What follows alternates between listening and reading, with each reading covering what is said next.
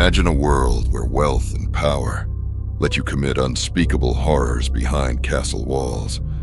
Now meet Elizabeth Báthory, the so-called Blood Countess, who turned her castle into a house of horrors. But was she truly a monster, or a victim of powerful enemies? Let's unravel the mystery. Born into Hungarian nobility in 1560, Elizabeth Báthory had it all: privilege, influence, and beauty. She was raised in a family infamous for violence. Her uncle practiced dark arts, and her aunt allegedly dabbled in witchcraft. It's fair to say Elizabeth grew up surrounded by, let's call it, eccentric role models. By 15, she married Ferenc Nadasdy, a powerful military commander. The union brought her wealth and independence, but also rumors of her darker interests. Some say she watched as Ferenc taught his soldiers cruel torture techniques, taking mental notes for her own macabre experiments. After Ferenc's death in 1604, Elizabeth's behavior allegedly grew more sinister. With no one to answer to, whispers spread of young women disappearing near her castle. But what happened behind those stone walls would become the stuff of nightmares. This is where the legend of the Blood Countess truly begins. Villagers claimed Elizabeth lured young women to her castle with promises of work or education. Once inside, they faced unimaginable horrors.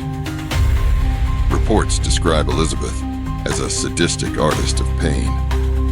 She allegedly drove needles into her victims' fingers, covered them in honey, and left them for insects to devour, and forced them into ice baths that ended in death. But the most infamous claim, that she bathed in their blood to maintain her youth.